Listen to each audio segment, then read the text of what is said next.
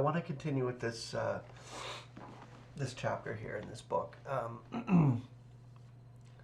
Somebody asked where you can get it. You can actually get it on Amazon. I actually searched it, and you can find it on Amazon and order it and probably get it within a day. ChristPlvgg has it on his site, but yeah, so I just looked it up, and there it was on Amazon. So I think it's still available on there anyway. You can check it out, but it's easy to get. You could probably search a lot of the concordant material on Amazon and get it. I'm not sure. I searched a couple of things before, but I think it was Martin Zender's books. Yeah, you can get them on Amazon too. And for Kindle, I think, and that's an Amazon app or something. Okay, so it's raining cats and dogs. No, it's raining a sea. It's pouring a sea. That's what I said to Jacob the other night. I said, it's pouring a sea. What do you mean by that, Dad? Is that a maritime thing? I said, yeah. It's pouring a sea. That means it's raining very, very hard. And I'm not going out in it. I'm taking the day off. I can't go out there delivering in that. I could wear a banana suit and go out there delivering food, but it's not worth it, really. They don't even give me $1 a kilometer for gas, and it's stupid. Gas is almost $2 a liter. I think it's like $5 a gallon in the States. And I can't afford this. This job is just going to drain me. It's not going to get anything or go ahead anywhere. I mean, I got it fully. I keep it because it's my own business. But honestly, I'm going to have to look for something else because this is ridiculous. I'm not making any money doing this. It seems like I'm trying to catch up. It's just there's always things to get for the house. There's always things to pay and things like that. So it's really tough. So I'm going to have to probably look for, I am actually looking for other delivery jobs or something. But I can keep this as just a job to make money when I need to make money. So that's the good part about that, I guess. But it's not a career or any of that. It provides for me. Just enough, barely enough. And that's all that God needs to do, is provide the just enough. And that's our needs, not our wants. I mean, I don't want anything really in this world but to provide for my family, and that's it. And right there, that's your needs, being provided by God. All right, the fruit of grace. Now this grace does not only enrich us in knowledge, but enables us to walk in genuine and true holiness. It frees us from the law. What this could not do for its subjects, grace accomplishes by freeing us from the slavery of sin. It is constantly ready to reign over us, so that we can be more than conquerors. In view of the fact that God has prepared this grace for us in a sinless sphere, and has given it to us in Christ, and so saw us then so perfect as we would once be, we should make it our constant endeavor to cooperate with this grace, in order to provide for it a holy, abiding place. So a whole, in the sense of our whole being consumed by the grace of God, as a display and a background display in the sense of contrast. You look at the situations we are in experience during this life. We suffer pain and humiliation. But the grace of God is what holds us together and keeps us. And this is a whole package when it comes to the members of the body of Christ as a whole, and individually speaking as well. So it's a complete display. Since it originated in such a sanctified environment, in truth, it cannot be better honored than when a knowledge of its essence is joined with a life in which the power of Christ's resurrection is given first place.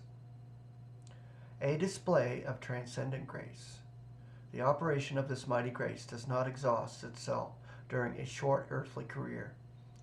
In accord with its exalted and honorable character, it aims toward glorious future results.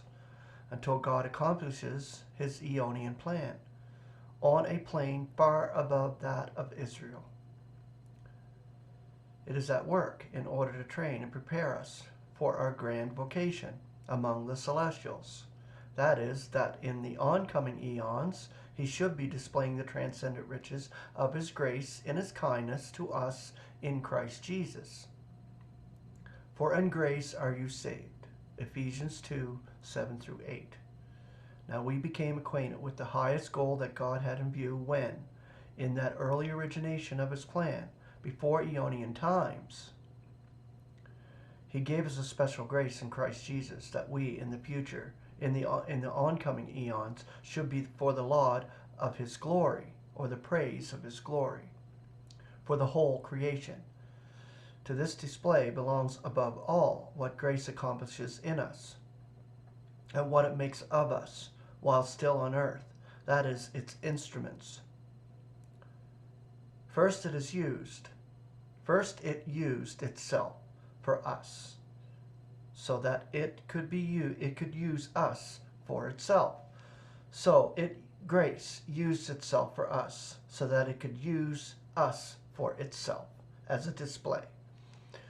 That is, use in it its grand operations and what it was doing through us as that display. It's vital, and it's vivifying, and it's clear and crystal clear, and it will be made known to the universe in that manner, as vivified and clear and beautiful. God's grace through the ecclesia, the body of Christ. It has not used itself only for our salvation and sanctification, but now it proposes to use us in carrying it out and completing its glorious achievement. This knowledge, like much else, was given us through the exact translation of the Concordant version. Throughout, the usual rendering is, through grace are we saved. But it's in grace, not through grace. This is what we have to get clear. In the context, it says, in grace are you saved, and this is not out of you. It is God's approach present, not of works, lest anybody should be boasting. So it's a better rendering, in grace rather than through grace. That is indeed a great and glorious truth. But Paul had already made known in his epistle to the Romans in explaining how we are saved. In Romans 3:24, Romans 4:16, and Romans 6:14, this is explained. The Ephesian epistle goes further, but speaks of why we are saved. So, in Romans, how are we saved? And Ephesians, why are we saved? In the original, there is no preposition before grace. Therefore, it is in light-face type. So, in its dative case, which tells us where anything is, these passages cannot be rendered through. So, it's not through grace, it's in grace. These words very evidently speak of a future occupation, which will follow in the glory. There among the celestials, in beings ensnared in apostasy, grace continues to its conciliatory operations, as we are the instruments which have been prepared for it. We may then carry the grace which has saved us to the farthest celestial regions, and wherever it appears, it will conciliate the worst of all the celestials and reconcile them back to God. This statement in Ephesians sheds a clear light on the question, what will be our chief occupation when we are in the celestials? When we arrive there and everything has been regulated before the Bema, or judgment, which is the dais of Christ, the adjusting, then grace will take us and make us fellow laborers in its grand work among the celestials. Every gratuitous giver may look for some fruit from the object of his kindness. Now that we have fully enjoyed God's grace and have been trained and prepared day by day, moment by moment, for our future employment, we should display our thankfulness by allowing ourselves to be used by grace, and brings salvation in Christ to our fellow men in a hallowed life. Our usefulness in displaying the transcendent riches of His grace in the oncoming eons will depend largely on the faithfulness with which we fulfill our present task. Although the Pauline ecclesia is still unrecognized, despised, even persecuted by mankind today, nevertheless it already displays some of the riches of God's grace to the celestial hosts, in that it makes known to the sovereignties and to the authorities among the celestials, through the ecclesia, the multifarious wisdom of God. Ephesians 3:10. If we take this glorious grace as it is fully revealed in God's Word into our life, our experience will confirm that it is a God-given gift, which brings into our hearts an inexpressible joy, a joy which becomes deeper and deeper until it flows as a constant stream of delight. That this blessed experience is not limited to a single ecstatic burst, but becomes an all-conquering power in life, we will find best exemplified by our Apostle Paul at the close of his life, as his afflictions increased and he was facing martyrdom. His situation was, humanly speaking, the very opposite of good. Nevertheless, the joy that comes from the grace triumphant over all. The whole epistle to the Philippians is a confession of this deep, esoteric, imperishable grace.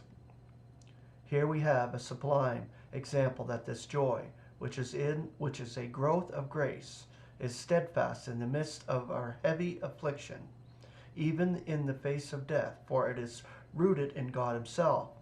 Let us then take the exhortation to rejoice into our hearts, knowing that we also, in the midst of the worst distress and pain, can confidently rest on this mighty grace to the laud of His glory. Grace and peace. Have a beautiful Tuesday.